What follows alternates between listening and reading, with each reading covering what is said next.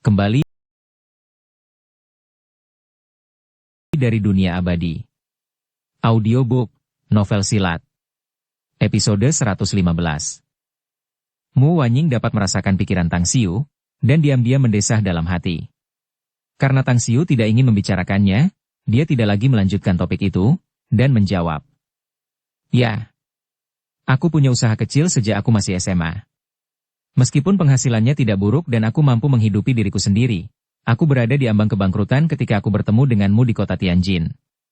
Aku juga berinvestasi di usaha lain selama liburan musim panas, dan seperti semua hal lain yang sangat sulit di awal, usaha ini juga sama saja. Apa urusannya?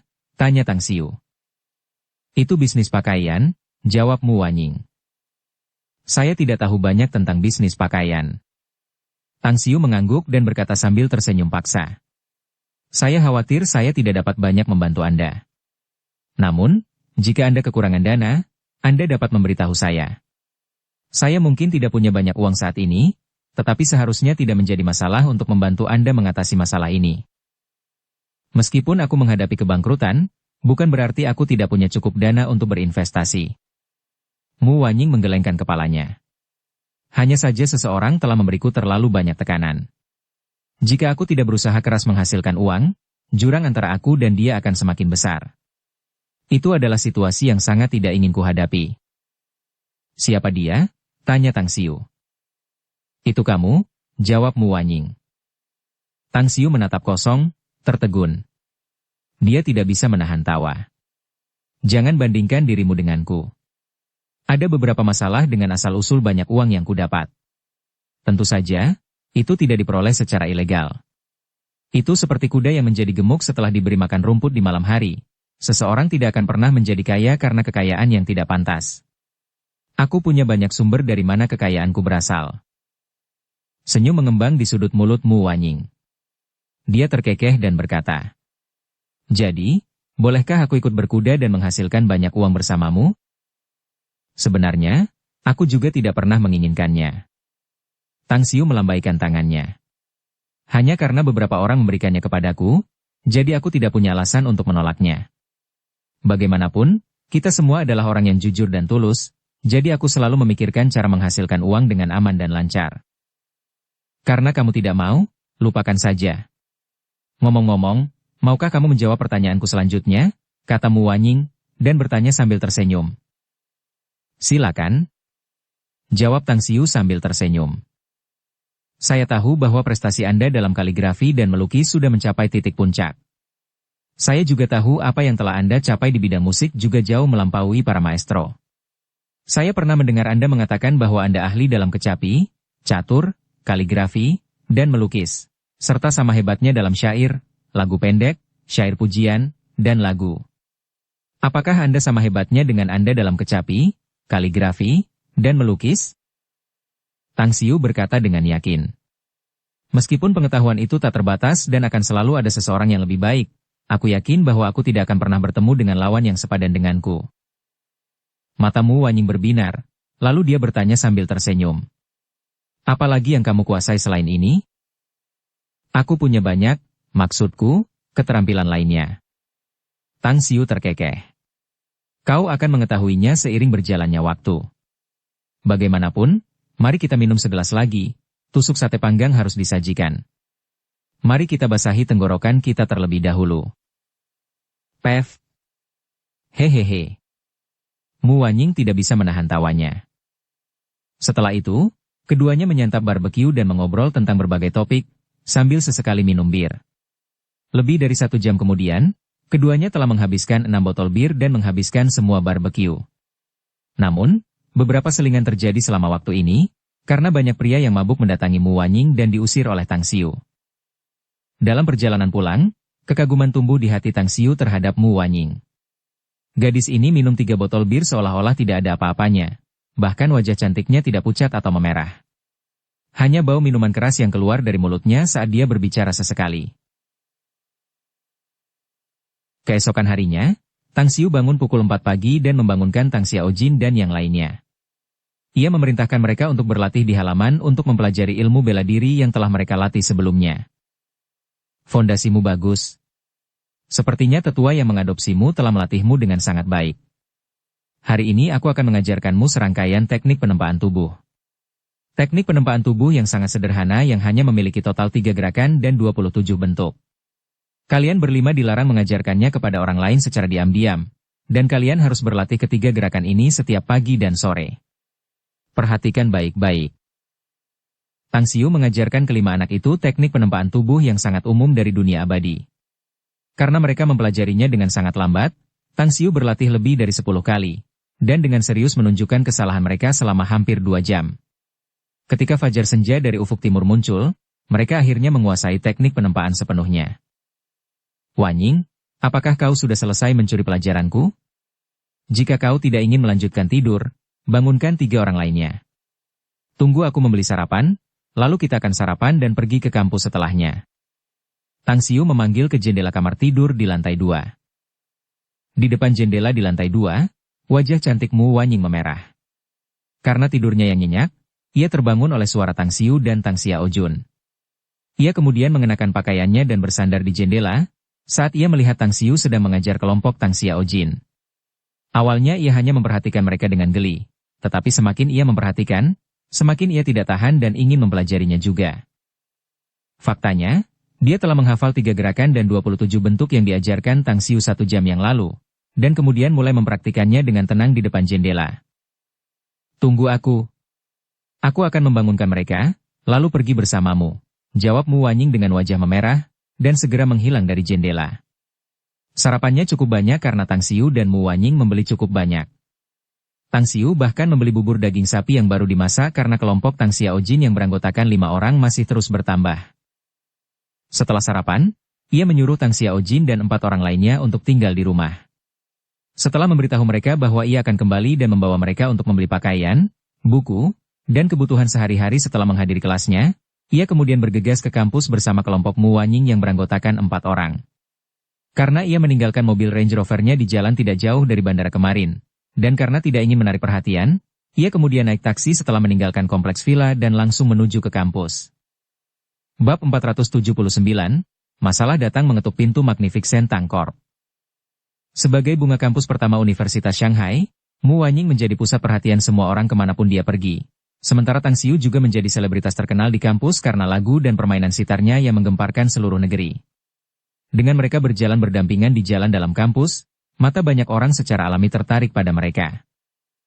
Meskipun demikian, mereka sudah lama terbiasa menjadi pusat perhatian dan segera mengabaikannya. Ngomong-ngomong, kenapa Li Xinji dan yang lainnya pergi terburu-buru, Wanying? Di jalan yang dipenuhi pepohonan, Tang Xiu melangkah maju sambil bertanya dengan rasa ingin tahu. Mereka mungkin memiliki sesuatu yang mendesak untuk dilakukan. Mu Wanying menjawab sambil tersenyum tipis. Ada nada mengelak dalam jawabannya. Karena memiliki paras yang rupawan dan otak yang cerdas, dia tahu betul watak para saudari asramanya. Bagaimana mungkin dia tidak menyadari niat mereka? Mereka berharap dia bisa membangun hubungan dengan Tang Xiu. Oleh karena itu, mereka pamit dan pergi karena ada urusan, berharap dia bisa akur dengan Tang Xiu. Sayang. Terlepas dari itu, Mu Wanying diam-diam mendesah. Dia sudah mengungkapkan apa yang dia rasakan tadi malam. Memang dia tutupi dengan bijaksana, tetapi sikap Tang Xiu membuatnya sangat tidak berdaya. Dia tidak pernah menyangka bahwa seorang siswa laki-laki yang 2 tahun lebih muda darinya akan menolaknya. Dering, dering, dering. Nada dering telepon seluler berbunyi. Tang Xiu mengeluarkan ponselnya dan melihat nomor di layar. Setelah menjawab panggilan, dia berkata sambil tersenyum. Kang Xia, ada sesuatu yang terjadi sehingga kamu meneleponku saat ini? Bos, perusahaan Magnificent Tang kita mengalami masalah. Dari telepon, jawaban Kang Xia dingin sekali. Masalah apa? Tang Xiu mengerutkan kening. Bisnis Magnificent Tang Corp kami sangat bagus sejak memasarkan 3 produk kami. Namun, karena kami menerapkan kebijakan bisnis untuk memproduksi dan memasarkan produk-produk ini sendiri tanpa agen bisnis di tengah-tengah, setengah bulan yang lalu, banyak raksasa komersial dari berbagai negara yang bergerak di bisnis minuman keras, kosmetik, dan produk perawatan kesehatan telah mengirimkan ratusan perusahaan perwakilan mereka ke Magnificent Tang Corp kami, ingin mengamankan kerjasama dengan kami. Anda sudah berbicara kepada saya tentang masalah ini. Jawaban saya sangat sederhana, bahwa produk kami tidak akan dipasarkan ke luar negeri untuk sementara waktu. Lalu, apa sebenarnya masalahnya? Kata Tang Xiu. Saya menolak tawaran mereka sepenuhnya sesuai instruksi Anda, bos, kata Kang Xia sambil tersenyum paksa. Namun, dengan mengandalkan kekayaan dan kekuatan mereka, belasan pasukan melakukan serangan skala besar terhadap beberapa bahan mentah yang dibutuhkan oleh produk Magnificent Tank Corp kami. Tadi malam, beberapa orang diam-diam menghubungi beberapa eksekutif puncak perusahaan kami dan menawarkan sejumlah uang yang sangat banyak dengan harapan mereka bisa mendapatkan formula untuk nektar dewa, lotion perawatan kulit, dan krim penghilang bekas luka untuk dijual kepada mereka. Untungnya, pertunjukan kekuatan Anda dalam perjamuan perayaan perusahaan di Star City beberapa hari yang lalu telah membuat mereka menyadari kekuatan Anda, dan mereka bahkan memperoleh banyak hadiah di sana. Oleh karena itu, mereka segera melaporkannya kepada saya tentang hal ini. Cahaya dingin menyeruak di mata Tang Xiu. Formulanya? Itulah inti rahasia dari 3 produk Magnificent Tank Corp. Begitu formulanya terbongkar, orang lain akan dapat menirunya dalam skala besar, sehingga berdampak besar pada bisnis perusahaannya. Memotong sumber keuangan sama saja dengan membunuh orang tuanya sendiri. Meskipun Tang Xiu sendiri menganggap uang sebagai masalah yang sangat ringan, namun melihat bagaimana orang lain mengancamnya dan ingin memotong sumber keuangannya, itu adalah sesuatu yang tidak pernah bisa ia terima. Kang Xia, aku akan menugaskan sekelompok ahli ke Star City lagi di bawahmu. Jangan bertindak gegabah pada awalnya. Lindungi saja rahasia inti kita dan para eksekutif puncak perusahaan kita. Aku akan berlibur 2 hari kemudian. Aku akan menyelesaikan orang-orang itu pada saat itu. Bos, mengapa kita tidak menyelesaikan masalah tersembunyi ini terlebih dahulu? Tanya Kang Xia. Apa kau yakin? Kau punya kepercayaan diri? Tanya Tang Xiu balik. Keyakinan? Kang Xia memaksakan senyum. Latar belakang kedua pihak itu sangat kuat. Ada 2 kekuatan yang bisa dikatakan sangat menakutkan. Jangankan kekuatan Magnificent Tank Corp kita saat ini, bahkan jika kekuatan kita 100 kali lebih kuat dari sekarang, aku khawatir. Kekuatan yang mana, tepatnya? Tanya Tang Xiu sambil mengerutkan kening. Itu adalah klan Chubo, sindikat mafia Italia, dan grup Browns dari Amerika Serikat, kata Kang Xia. Tang Xiu mengingat kedua nama itu dan berkata, baiklah. Yang harus kau lakukan sekarang adalah melindungi rahasia inti dan para eksekutif puncak perusahaan kita sebelum aku kembali. Mengenai bahan baku, belilah sebanyak mungkin, dan tutup mulut jika tidak bisa. Paling buruk, suruh saja para pekerja pabrik pulang sementara. Oke, jawab Kang Xia. Tang Xiu mengakhiri panggilannya. Melihat tatapan penasaran di mata Mu Wanying, dia berkata dengan nada halus. Ada sesuatu yang terjadi di perusahaanku di Star City. Mu Wanying mengangguk dan bertanya. Apakah ada yang bisa saya bantu? Tidak perlu. Tang Xiu menggelengkan kepalanya. Aku bisa menyelesaikannya sendiri. Aku tahu kau sangat kuat, tetapi kemampuan seseorang terbatas. Jika memang dibutuhkan, silakan bicara padaku dengan bebas. Meskipun aku sendiri bukan orang yang memiliki kemampuan itu, tetapi akulah orang yang paling disayangi kakekku di keluarga ini, kata Mu Wanying. Wanying, hubungan kita baik-baik saja, tapi aku tidak tahu banyak tentang situasi keluargamu. Apakah kamu dari Beijing? Raut wajah Tang Xiu tiba-tiba berubah sedikit, saat dia menatapnya dan bertanya karena penasaran. Kamu tidak tahu apa-apa tentang keluargaku, ya kan? Sepertinya aku tidak bisa membangkitkan rasa ingin tahumu, ya? Mu Wanying menatap Tang Xiu dengan ekspresi aneh. Tidak, bukan seperti itu. Tang Xiu menggelengkan kepalanya sambil tersenyum menjawab. Kita berteman. Tapi itu tidak berarti aku perlu tahu latar belakang keluargamu atau semacamnya. Soalnya, sekarang topiknya sudah sampai pada titik ini, aku tidak akan punya ide untuk bertanya padamu. Saya dari keluargamu di Beijing. Senyum tipis tersungging di sudut mulut Mu Wanying. Dan kakek saya adalah Mu Chengfeng. Itu dia? Tang Xiu terkejut di dalam, dan ekspresi terkejut muncul di matanya. Meskipun keluargamu dari Beijing sedikit lebih rendah dari keluarga Tang, mereka jelas merupakan keluarga yang kuat. Kepala keluargamu, Mu Chengfeng, adalah seorang pejabat senior yang termasyhur di negara itu di masa lalu, dan salah satu dari mereka yang berdiri di puncak negara. tidak pernah menyangka kau akan menjadi wanita dari keluarga terpandang. Keterkejutan hanya bertahan sesaat di wajah Tang Xiu, lalu digantikan oleh senyum tipis. Sambil menahan senyumnya, Mu Wanying berkata, "Jika boleh jujur, aku masih sangat muda saat bertemu Tang Ying saat itu. Aku tidak tahu latar belakang atau apapun yang dimiliki sebuah rumah. Namun, setelah aku dewasa, aku mengesampingkan latar belakang keluarga kami. Kami kemudian menjadi sahabat karib dan membicarakan apa saja. Kalau tidak, dengan harga diri yang terukir di tulang Tang Ying, bagaimana mungkin aku bisa menjadi saudara perempuannya? Bukan salah orang itu sendiri jika bertindak sombong, tetapi adat istiadat umum yang memengaruhi mereka," kata Tang Xiu. "Benar, aku setuju."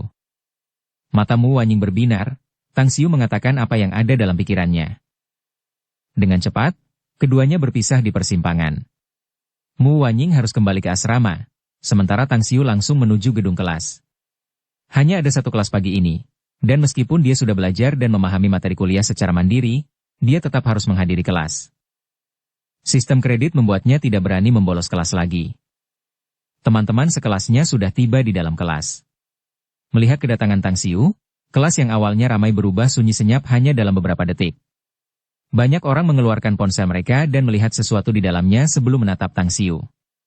Ada berbagai ekspresi rumit di wajah mereka. Astaga, wajah kakak tertua Tang tampak seperti terkena angin musim semi. Apakah karena kamu baru saja mendapat hal baik? Hehehe. Saat ini, orang paling terkenal di kampus kita pastilah kakak tertua Tang. Namun, orang yang paling dibenci orang juga pastinya tidak lain adalah kamu, kakak tertua Tang. Ngomong-ngomong, apakah ada yang melempar telur dan batu bata kepadamu saat kamu tiba di sini? Yu Kai mengibaskan rambut panjangnya di depan dahinya dan bertanya sambil tersenyum. Kakak Tang sangat bersih dan tanpa noda. Bagaimana mungkin dia punya telur busuk dan jejak kaki berlumpur di tubuhnya? Lagi pula, mereka hanya iri. Mereka hanya mengatakan anggur itu asam karena mereka tidak bisa memakannya.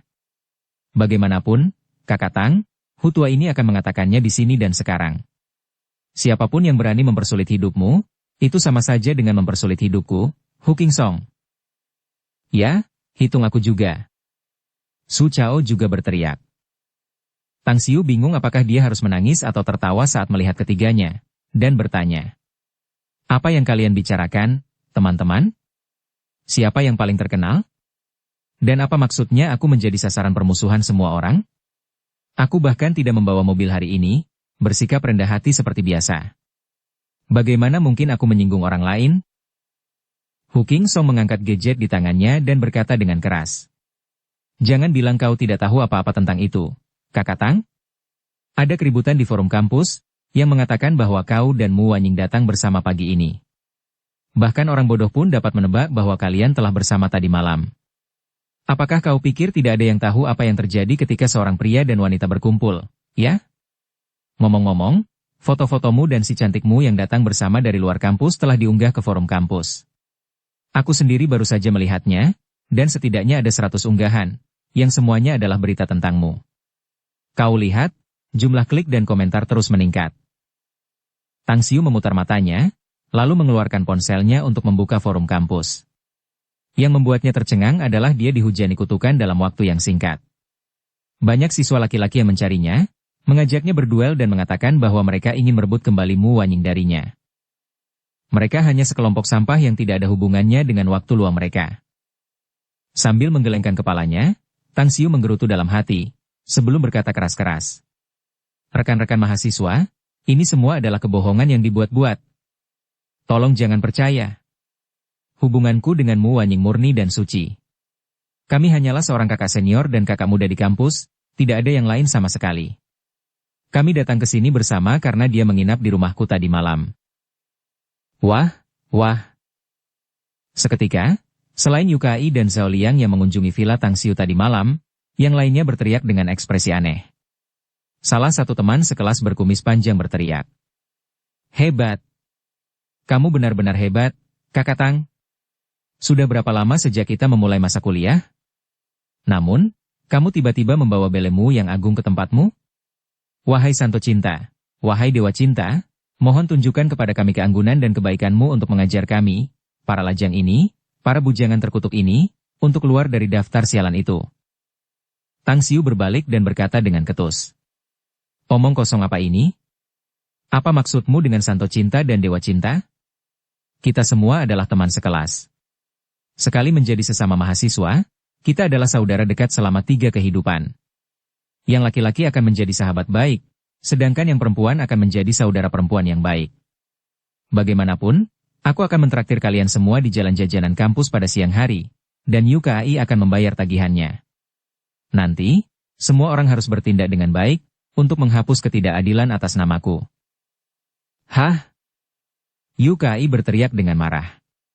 Kau yang mengundang mereka. Tapi kenapa aku harus membayarnya?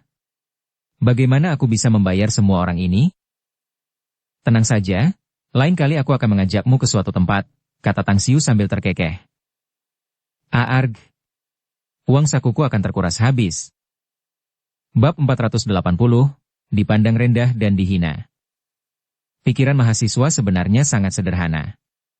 Khususnya mahasiswa baru, yang baru saja masuk universitas dan belum disesatkan oleh teman-temannya, atau pikirannya diserbu oleh intrusi sosial keinginan materialistis, yang menyebabkan mereka tidak lagi berpikiran sombong. Kebaikan sepele seperti itu sudah cukup untuk membuat mereka tersenyum dan tampak puas. Adapun UKAI, dia adalah orang kaya setempat, dan semua orang di kelas tahu itu. Lagi pula, mengendarai BMW jelas merupakan kesempatan langka bagi mahasiswa baru.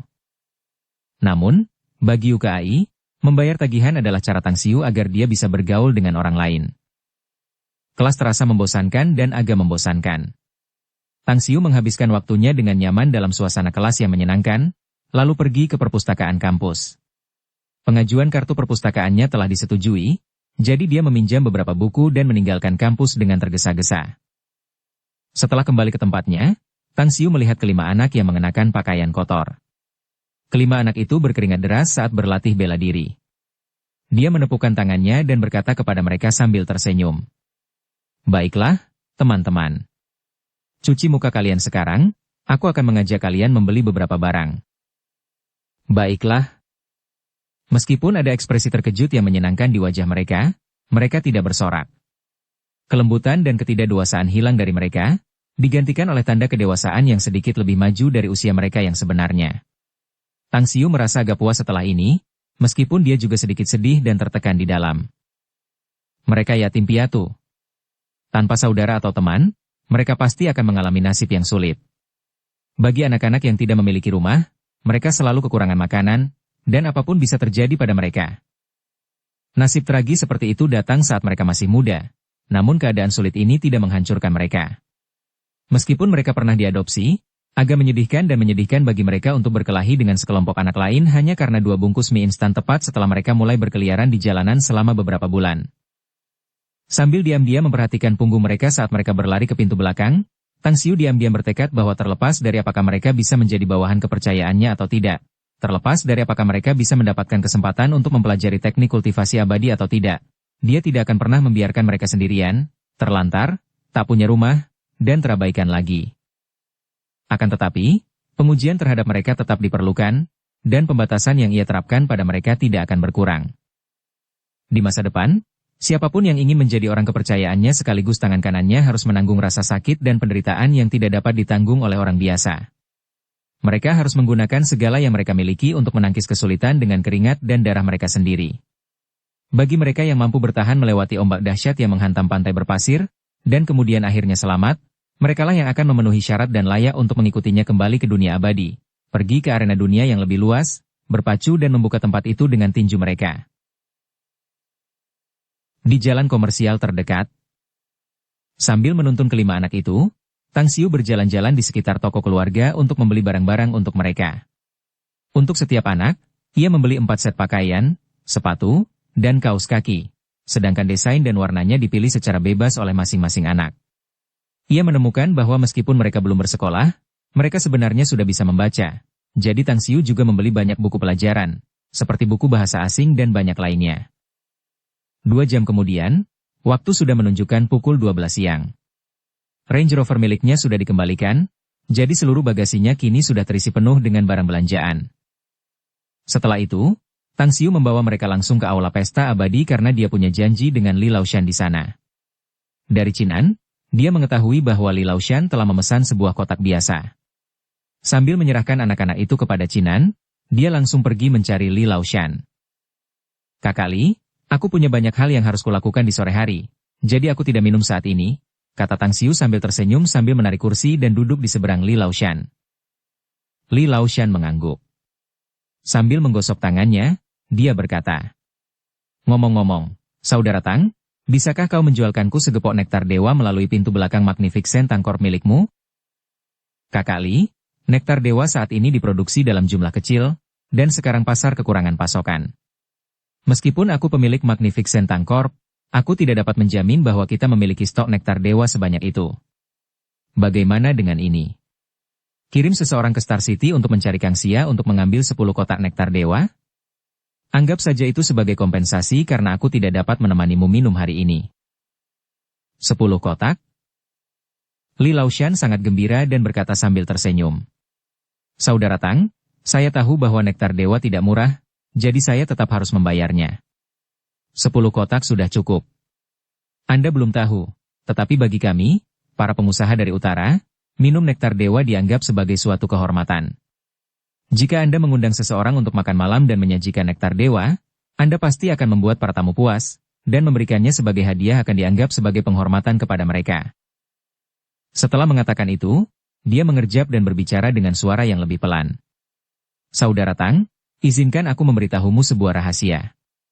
Saat ini, memberikan uang tidak sebaik memberikan nektar dewa, karena anggur ini sangat sulit dibeli." "Sepertinya nektar dewa sangat populer," kata Tang Xiu sambil tersenyum. "Ya, menurutku anggur itu jauh lebih populer," kata Li Laoshan. "Minuman itu dicari dan dipuji oleh banyak orang. Sayang sekali Magnificent Tangkorp hanya memproduksi dalam jumlah yang sangat terbatas. Kau tahu, aku sudah mengirim orang dan membuang banyak tenaga, tetapi aku hanya mendapat 1 kotak. Aku tidak bisa mencium aroma anggur lain sejak aku mencicipi nektar dewa." "Ah, benar juga. Apakah perusahaanmu kekurangan dana? Jika ya, katakan saja padaku. Meskipun aku akan menghadapi tindakan itu, mengeluarkan beberapa ratus juta yuan tidak akan menjadi masalah bagiku selama Magnificent Tangkorp menambahkan beberapa jalur produksi lagi untuk nektar dewa. Tenang saja, saudaraku. Kakakmu yang tua ini tidak menginginkan bunga atas pinjaman itu, dan kau dapat memutuskan kapan akan membayarnya kembali." "Kakak Li, sejujurnya, bukan berarti aku kekurangan uang," kata Tang Xiu sambil tersenyum. "Hanya saja, perusahaan Magnificent Tangkorp terlalu kecil, dan baru beberapa waktu kita terjun ke bisnis minuman keras. Kita harus melakukannya dengan produksi yang lambat meskipun anggurnya laku di pasaran. Kalau tidak, aku tidak hanya akan menggigit lebih banyak dari yang bisa kunyah, aku bahkan akan tersedak sampai mati. Bagaimanapun, aku menerima niat baikmu, tetapi lupakan soal meminjamiku uang. Setelah kau menghabiskan nektar dewa ini, kau bisa langsung pergi ke kota bintang untuk mencari Kang Xia." Li Laoshan mengangguk dan tampak berpikir sebelum menjawab. "Kau benar. Baiklah, dan jangan bicarakan ini lagi. Katakan." Ketuk, ketuk. Ketukan di pintu menghentikannya. Pintu terbuka dan seorang wanita muda dan cantik dengan gaun merah panjang dan sepatu hak tinggi merah, dengan rambut panjang terurai, masuk ke dalam kota itu sambil tersenyum.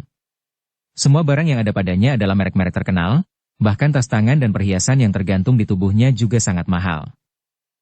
"Sayang, aku tidak terlambat, kan?" Pinggang ramping wanita itu seperti pohon willow yang bergoyang ke kiri dan kanan saat dia berjalan mendekati Li Laoshan. Senyum mengembang di sudut mulut Li Laoshan, saat telapak tangannya menepuk pantat wanita itu. Ia kemudian tersenyum dan berkata, "Kamu tidak terlambat, dan hidangannya juga belum dingin. Ngomong-ngomong, Saudara Tang, izinkan aku memperkenalkanmu pada Wen Wen, Sun Wen. Dia wanitaku di Shanghai." "Benar, aku baru saja mendirikan perusahaan kecil di Shanghai, sebuah perusahaan renovasi rumah. Dia bertanggung jawab untuk mengurus tempat ini atas namaku." "Silakan duduk." Tang Xiu tersenyum tipis dan memberi isyarat. Tang Xiu tidak ingin memperhatikan kehidupan pribadi Li Laoshan. Oleh karena itu, dia tidak akan mengusir wanita itu karena dia adalah wanita Li Laoshan. Setelah menyapa, Tang Xiu tersenyum ringan dan berkata, "Kakak Li benar-benar orang yang tahu bagaimana menikmati hidup, tetapi aku tidak pernah menyangka kamu juga akan memiliki perusahaan, di Shanghai. Mendengar makna tersirat dalam kata-kata Tang Xiu, Li Laoshan tampak canggung sejenak sebelum menghilang. Kemudian, dia tertawa dan berkata, "Ah, agak menggelikan bukan, Saudara Tang? Bagaimanapun, saya mendirikan perusahaan kecil di Shanghai terutama karena Wen tidak ingin tinggal di timur laut, jadi saya membiarkannya tinggal di sini. Ngomong-ngomong, Wen, ini Tang Xiu, temanku." Tatapan mata Sun Wen tampak licik saat menatap Tang Xiu, lalu duduk di sebelah Li Laoshan dan berkata sambil tersenyum. "Apa kabar, adik kecil? Tidak banyak orang yang bisa menarik perhatian Li tua dari keluarga kita. Ngomong-ngomong, bolehkah aku tahu pekerjaan apa yang sedang digeluti adik kecil saat ini?" "Adik laki-laki?" Raut wajah Tang Xiu berubah pucat, sedangkan Li Laoshan tercengang. Setelah terdiam beberapa saat, Tang Xiu menjawab dengan tenang. "Saya seorang pelajar." "Seorang pelajar?" Sun Wen terkejut sesaat sebelum tatapan meremehkan muncul di matanya. Perkenalan Li Laoshan awalnya membangkitkan minatnya terhadap Tang Xiu, tetapi jawabannya membuatnya sama sekali tidak tertarik. "Ah, menjadi mahasiswa itu hebat sekali. Mereka seperti bunga di rumah kaca. Usia yang tepat untuk bermimpi sejak lahir. Li tua dari keluargaku hebat sekali, karena dia tidak pernah melihat status orang lain saat berteman. Selama dia menyukaimu, siapapun bisa menjadi sahabatnya. Adik kecil, sepertinya watak dan temperamenmu sangat cocok dengan Li tua." "Diam." Li Laoshan akhirnya menjawab dan dengan marah memarahi. Tang Xiu melambaikan tangannya sambil tersenyum dan berkata, "Kau benar. Kakak Li dan aku memang cocok. Selain itu, kami memang tidak peduli dengan hal-hal kuno tentang latar belakang dan identitas masing-masing saat kami berkenalan. Bagaimanapun, Kakak Li sangat beruntung karena bisa bertemu dengan wanita sepertimu yang benar-benar memahaminya." Entah mengapa, ekspresi Sun Wen agak aneh, karena dia ragu sejenak lalu berkata, "Baiklah, aku akan memberitahumu. Li tua dari keluarga kita memiliki penglihatan yang tidak biasa. Memang hanya sedikit pria di dunia ini yang dapat menyamainya, tetapi aku belum pernah menemukan satupun. Pergi." Li Laoshan akhirnya tidak tahan lagi. Dia menampar meja dan berteriak dengan marah. "Sayang, kamu," Sun Wen tampak kosong. Dia jelas memujinya di depan orang lain. Dia tidak mengerti, mengapa Li Laoshan marah dan memarahinya. "Sayang, kenapa kamu?" Karena marah, Li Laoshan berteriak dengan marah. "Apa kau tidak mendengarku? Pergi. Dan lihat bagaimana aku akan mengemasi kalian saat aku kembali. Kau benar-benar tidak tahu malu." Mulut Tang Xiu berkedut beberapa kali dan mendesah dalam hati. Dia tidak memiliki kesan yang baik terhadap Sun Wen, karena dia bisa merasakan kebodohannya dari kata-kata dan tingkah lakunya. Namun, bukankah dia terlihat sangat pintar saat masuk? "Kakak Li, kita tidak boleh berbicara seperti itu dengan keluarga kita sendiri. Lupakan saja. Jangan marah karena masalah sepele seperti itu. Ayo kita berkumpul, makan, dan menikmati kebahagiaan, oke?" Ketuk, ketuk. Pintu diketuk sekali lagi. Saat pintu didorong terbuka, Chinan secara pribadi membawa 2 piring ke dalam. Setelah meletakkannya di atas meja, dia menatap Tang Xiu dan berkata sambil tersenyum. "Bos, anak-anak sedang makan di kotak sebelah. Aku akan menyuruh mereka pergi ke kantorku untuk menunggumu setelah mereka selesai makan." "Baiklah." Tang Xiu mengangguk. Tiba-tiba dia teringat sesuatu dan berkata cepat. "Chinan, mereka akan tinggal bersamaku untuk beberapa waktu. Bantu aku mencari pembantu rumah tangga untuk membantu mereka dalam kegiatan sehari-hari. Cari juga beberapa guru privat. Guru privat harus dari semua mata pelajaran dan mereka harus menyusun kurikulum dan mengajarkan mereka pengetahuan dasar terlebih dahulu." "Bos, kira-kira kapan?" tanya Chinan. "Maksimal 1 bulan, kata Tang Xiu. "Baiklah. Aku akan mengingatnya dan akan segera menelepon. Aku juga akan membawa mereka ke kompleks Villa Blue Star nanti," kata Chinan dengan hormat. "Baiklah." Tang Xiu mengangguk. Dukung channel Novel Silat dengan subscribe, follow, like, komen dan share. Bab 481, Pertemuan secara tidak sengaja. Saat pintu kotak itu ditutup, Sun Wen menatap Tang Xiu dengan tercengang. Dia tidak akan pernah percaya jika dia tidak melihatnya dengan mata kepalanya sendiri. Memikirkan bahwa manajer aula pesta abadi yang bermartabat itu benar-benar akan bersikap hormat di hadapan Tang Xiu, bahkan memanggilnya, bos. Kau, apakah kau? Bibir bawah Sun Wen berkedut, ketidakpercayaan terlihat di matanya. Bisakah kau berhenti bicara? Li Laoshan berkata dengan marah. Saudara Tang adalah pemilik aula pesta abadi. Sun Wen hanya bisa menelan ludahnya. Dia tahu bahwa aula pesta abadi adalah restoran kelas atas di Shanghai. Selain itu, aula pesta abadi di Shanghai hanyalah sebuah cabang, karena dia juga mendengar bahwa waralaba restoran ini juga memiliki cabang di Beijing, Pulau Jingmen, dan Hong Kong. Dan Tang Xiu adalah pemiliknya? Itu berarti dia mungkin sangat kaya. Tiba-tiba, dia menyadari betapa bodohnya sikapnya dan betapa memalukan tindakannya. Baru saja meremehkan Tang Xiu, sementara orang itu ternyata adalah pemilik aula pesta abadi. Itu sama saja dengan menampar wajahnya sendiri. Kita harus tahu bahwa Tang Xiu tampaknya berusia awal 20-an, tetapi dia sudah menjadi pemilik aula pesta abadi. Latar belakang apa yang dimiliki keluarga orang seperti itu? Itu berarti anggota keluarganya yang lain mungkin memiliki identitas yang mengerikan, bukan? Dia sekarang menyadari mengapa Li Laoshan berteman dengan Tang Xiu, dan mengapa dia marah padanya.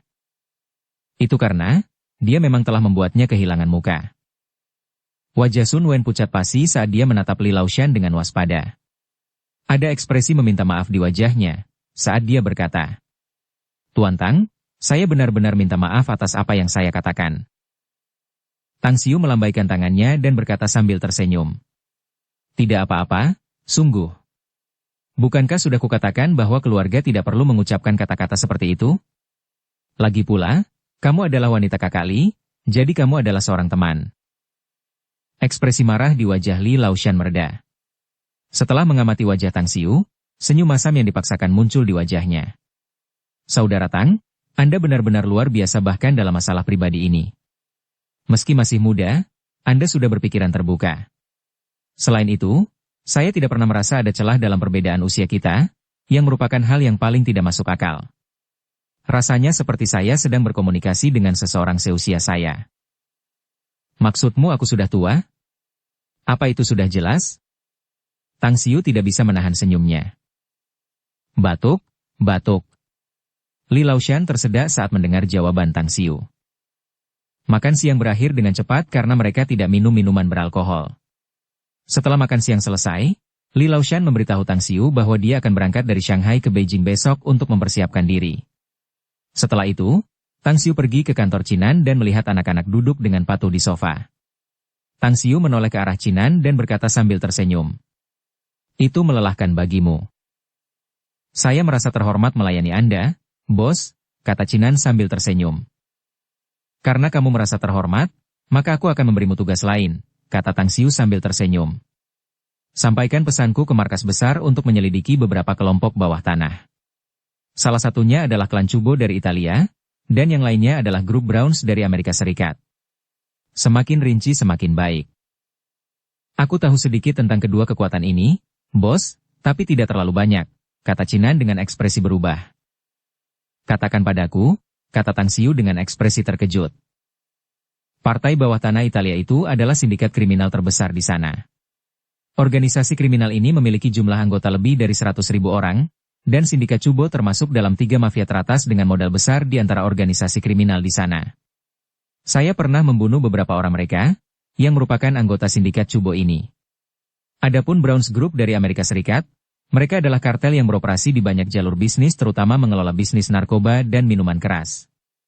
Sejauh yang saya tahu, mereka juga memiliki puluhan kilang anggur besar. Kedua pasukan ini memiliki banyak preman, dan mereka semua adalah anggota perusahaan keamanan mereka sendiri. Selain itu, mereka memiliki hubungan yang rumit dengan beberapa perusahaan tentara bayaran internasional. Hanya sedikit orang yang bersedia melawan mereka di luar negeri.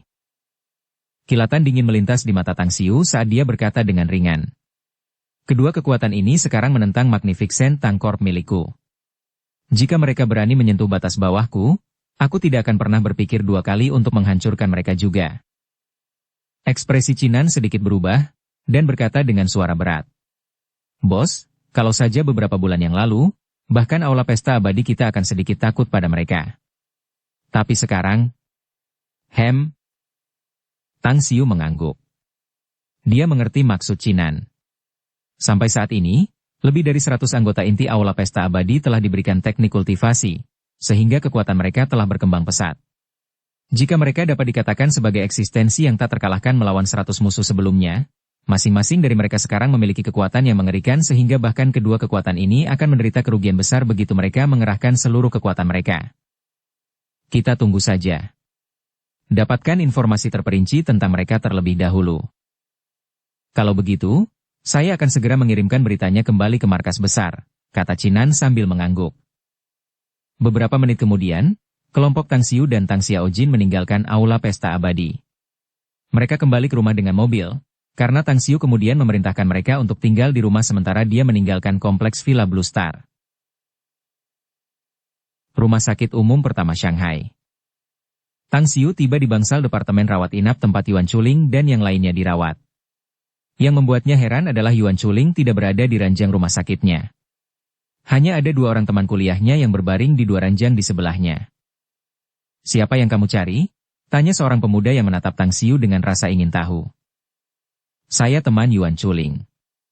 Di mana dia? Tanya Tang Xiu. Dia bilang terlalu membosankan tinggal di bangsal, jadi dia keluar untuk mengobrol dengan para perawat. Kamu? Apakah kamu Tang Xiu? Yang dipanggil Yuan Chuling sebagai kakak tertua Tang?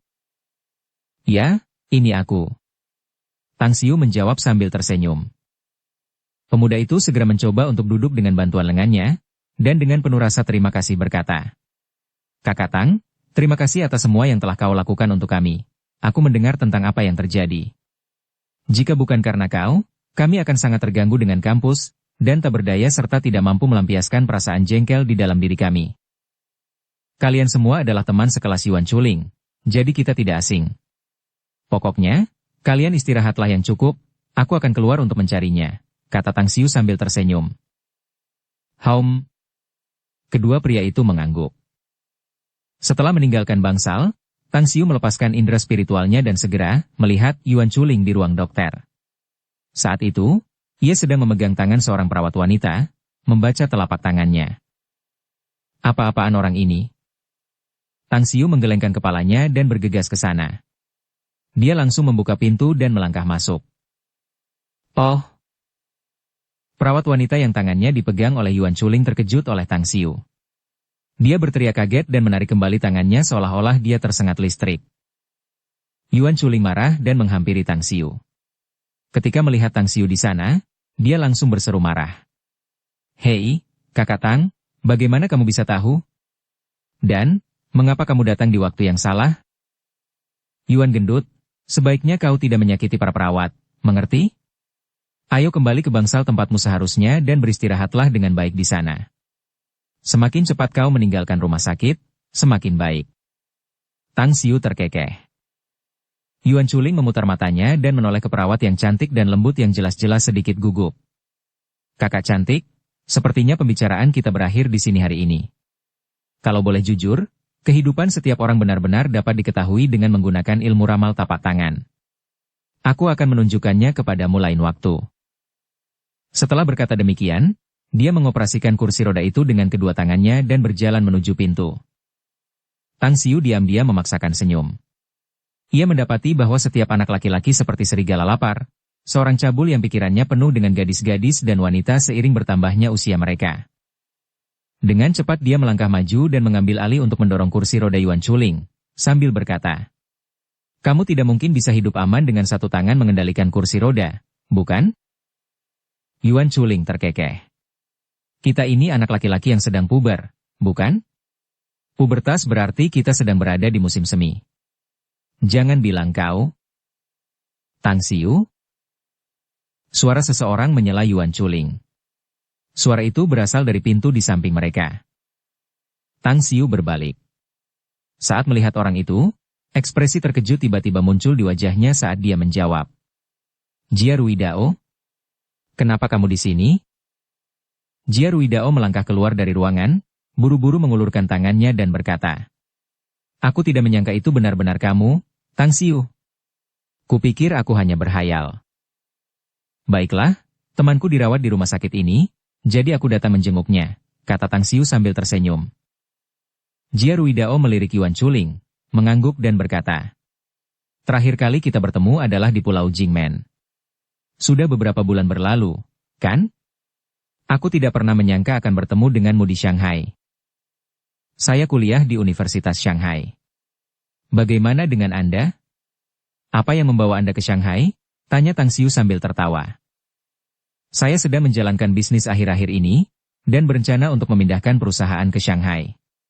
Saya merasa kurang sehat, jadi saya datang ke sini untuk memeriksakan diri, kata Jia Ruidao sambil tersenyum.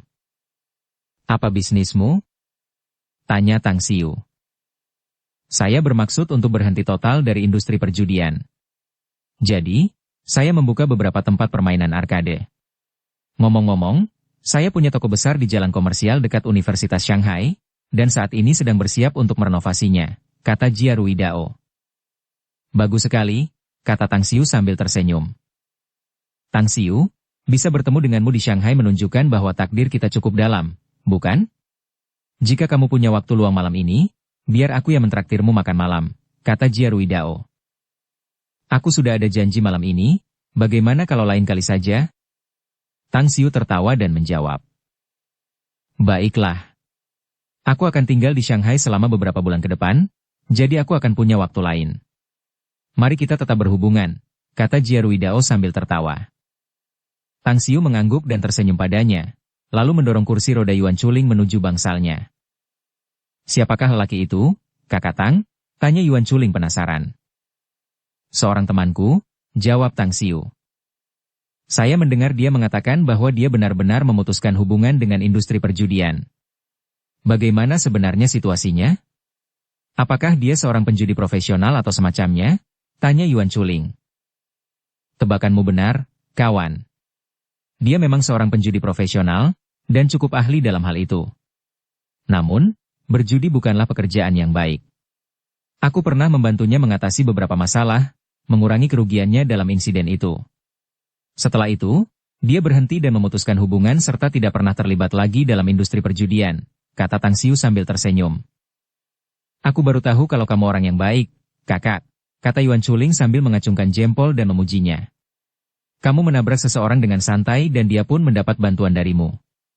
Aku pernah melihat Jia Ruidao sebelumnya, dia tampaknya sangat menghormatimu, kakak. Jangan memujiku. Kau akan membuatku sombong dan bodoh, tahu. Tang Xiu menjawab sambil tertawa. Bab 482, Alasan untuk terkejut. Pepatah mengatakan bahwa persahabatan itu bagai mata air yang jernih, hanya hati yang terlibatlah yang bisa memeliharanya dan membasahinya agar tumbuh dalam perjalanan mereka. Meskipun persahabatan antara Tang Xiu dan Yuan Chuling tidak terlalu dalam, namun hal itu sejalan dengan prinsip bahwa seseorang akan bersikap baik kepada orang lain yang memperlakukannya dengan cara yang sama. Apa yang telah dilakukan dan ditunjukkan Yuan Chuling telah mengamankan tempat di hati Tang Xiu. Oleh karena itu Tang Xiu tinggal menemaninya selama lebih dari 2 jam sebelum pergi. Setelah kembali ke kompleks Villa Blue Star dan belum sempat membasahi tenggorokannya dengan teh, Tang Xiu menerima panggilan telepon dari seseorang yang hampir ia lupakan. Itu juga panggilan internasional. Dengan siapa aku berbicara? Tanya Tang Xiu dengan tenang sambil berdiri di depan jendela kamar tidur. Suara nyaring dan keperakan menjawab dari ponsel.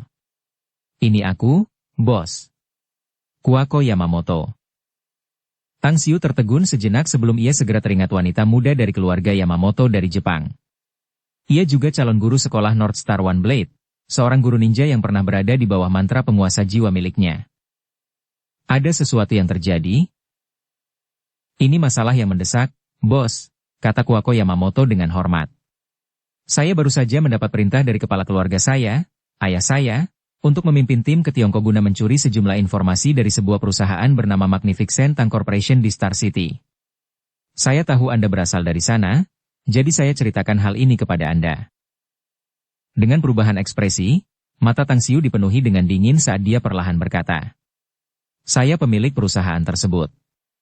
Nektar Dewa, lotion perawatan kulit, dan krim penghilang bekas luka adalah 3 produk yang saya teliti dan kembangkan sendiri. Apakah menurutmu aku akan membiarkan klan Yamamoto-mu mendapatkannya?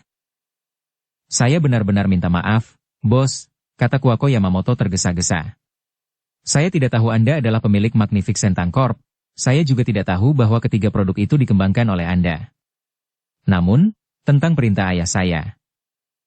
Dengan cepat berpikir, Tang Xiu merenung sejenak, sebelum perlahan menjawab. Kau bisa membawa orang-orangmu ke sini. Namun tunggu kabarku setelah kau menetap di Star City.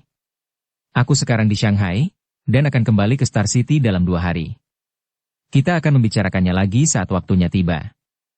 Ngomong-ngomong, bagaimana perkembanganmu setelah kembali ke tanah airmu? Kuako Yamamoto berkata. Mantra penguasa jiwa yang kau berikan padaku benar-benar misterius dan menakjubkan, bos. Aku diam-diam telah mengendalikan sepertiga dari anggota teratas klanku. Meskipun di permukaan mereka tampak menjauhkan diri dariku, mereka sepenuhnya dikendalikan olehku. Selain itu, ada juga beberapa tetua di sekolah North Star One Blade yang berhasil kukendalikan menggunakan mantra penguasa jiwa, sedangkan sejumlah ninja elit juga berada di bawah kendaliku sepenuhnya. Dalam waktu 3 tahun paling lama, aku dapat sepenuhnya mengendalikan semua hak dan keistimewaan di rumah Yamamoto dan sekolah North Star One Blade. Tang Xiu berkata dengan puas. Begitu. Kalau begitu aku akan mengirimkan daftar sumber daya kultivasi yang berisi beberapa tanaman obat dan mineral. Gunakan kekuatanmu di Jepang untuk mencarinya. Jika kau mampu membawa sejumlah besar barang-barang ini, aku akan memberimu beberapa pil obat untuk membantu dan mempercepat kemajuan kultivasimu. Pil obat? Apa itu? Tanya Kuako Yamamoto. Kau tidak perlu tahu. Kau hanya perlu menemukan ramuan dan mineral pada daftar yang akan kukirimkan kepadamu. Jika kau bisa merasa puas, pil obat yang akan kuberikan kepadamu dapat mempercepat kemajuan kultivasimu. Mungkin beberapa kali lebih cepat, kata Tang Xiu ringan. Beberapa kali lebih cepat? Dengan penuh semangat, Kuako Yamamoto buru-buru berkata. Saya akan mencoba menunda misi ke Tiongkok selama mungkin, bos. Saya akan berusaha sebaik mungkin untuk menemukan ramuan obat dan mineral yang Anda butuhkan. Baiklah. Tang Xiu lalu menutup telepon. Untuk memasuki kembali alam abadi di dunia abadi, serta memulihkan kultivasinya ke puncak, Tang Xiu akan membutuhkan sejumlah besar sumber daya kultivasi. Hanya dengan menggunakan sumber daya kultivasi ini, ia akan dapat meningkatkan kekuatannya, dan akhirnya mewujudkan tujuan utamanya, yaitu balas dendam. Jepang adalah negara yang sangat istimewa, dan meskipun Tang Xiu tidak menyadari situasi di sana, ia percaya bahwa negara ini seharusnya memiliki tanaman obat dan biji yang dapat ia gunakan. Belum lagi Kuako Yamamoto dapat dikatakan sebagai elang atau anjing yang sedang ia latih, sehingga ia akan menjadi anteknya dan akan menguntungkannya di masa depan. Beijing, di rumah leluhur keluarga Tang. Liu Changxi sendirian dan membawa sekeranjang buah-buahan saat dia berdiri menunggu di luar halaman. Seorang prajurit bersenjata berdiri tegak di gerbang dan menatapnya dengan dingin. Sekretaris Liu, Senior Tang ada di taman belakang. Setelah Anda masuk, seseorang akan membawa Anda menemuinya. Seorang prajurit bersenjata lain yang berjalan keluar dari halaman depan berbicara kepadanya dengan suara yang dalam. Mengangguk sebagai jawaban, Liu Changxi memasuki halaman dengan langkah besar. Setelah melewati gerbang depan pertama, sebuah kolam muncul di depannya. Ada sebuah pintu bundar kecil di sisi kiri kolam, sedangkan hamparan bunga berwarna-warni memanjakan mata. Beberapa sangkar burung digantung di dahan-dahan pohon yang hijau dan kicauan indah terdengar dari sana. Di tengah taman, Tang Guosheng dan Tang Guosho sedang bermain catur, menggerakkan bida-bida hitam dan putih di dalam gazebo bergaya antik. Saat ini, bida-bida catur hampir menutupi seluruh papan catur. Ada pembakar dupa antik yang terbuat dari perunggu di samping mereka, di mana asap biru samar mengepul, dan bau asap samar menyebar dan menutupi bagian kecil dunia ini. Setelah Liu Changxi tiba, dia berdiri diam di luar gazebo dan tidak mengganggu keduanya. Dia hanya menyerahkan keranjang itu kepada pengurus rumah tangga yang datang bersamanya. Di bawah batu. Kerutan di wajah Tang Guosho tersamarkan oleh senyum cerah. Tang Guosheng menggelengkan kepalanya, namun wajahnya tampak sangat tenang. Matanya kemudian beralih dari papan catur ke Liu Changxi dan melambaikan tangan padanya. Senior Tang. Liu Changxi dengan hormat memanggil kedua pria itu. Liu kecil, bagaimana kamu bisa ingat untuk datang menemui lelaki tua ini hari ini? Kata Tang Guosheng sambil tersenyum. Sebenarnya saya berencana untuk datang lebih awal. Hanya saja, urusan resmi selalu membuat saya sibuk di luar. saya bisa menyempatkan waktu dan bergegas ke sini dari Shanghai. Apakah kedua senior itu baik-baik saja selama ini? Kata Liu Changxi sambil tersenyum. Dari Shanghai? Peristiwa dengan para ekstremis di Shanghai telah sampai ke telinga Tang Guosheng, dan matanya langsung menyipit. Meskipun Liu Changxi belum mengatakan apapun, dia samar-samar dapat menebak bahwa itu mungkin terkait dengan cucu kesayangannya itu. Nak, apa yang ada di dalam pikiran dan hatimu dapat dibandingkan dengan bintang-bintang di langit. Katakan saja. Apa tujuanmu datang? Pikirannya terekspos seperti itu, Liu Changxi tersenyum malu dan berkata dengan sungguh-sungguh. Senior Tang, tujuan kunjunganku kali ini terutama untuk Tang Xiu. Kau adalah kakeknya, dan aku yakin dia harus mendengarkanmu. Seperti yang diharapkan. Tang Guosheng menghela napas dalam-dalam. Senyum di wajahnya tertahan saat dia berkata. Lanjutkan. Liu Changxi berkata. Senior Tang, saya yakin Anda telah menerima berita dari Shanghai. Sungguh beruntung bahwa Tang Xiu ada di sana pada saat itu sehingga kita dapat menghindari tragedi itu. Jika bukan karena dia, konser Zhangxinya akan berubah menjadi tragedi dunia dengan puluhan ribu korban. Insiden di Bandara Shanghai juga dapat dihindari, dan kerugiannya berkurang hingga ke tingkat terendah. Sedangkan saya telah meminta kepada otoritas yang lebih tinggi agar Tang Xiu dapat diberi penghargaan atas jasanya dalam beberapa hari. Saya datang menemui Anda kali ini karena saya ingin dia bergabung dengan Departemen Keamanan kami. Dengan bergabungnya dia, itu pasti akan menjadi nilai tambah bagi kami, sehingga kami dapat memainkan peran yang lebih besar dan lebih baik dalam menjaga perdamaian dan keamanan negara kami. Saya sendiri sudah beberapa kali mengundangnya, tetapi dia menolak saya karena alasan akademis.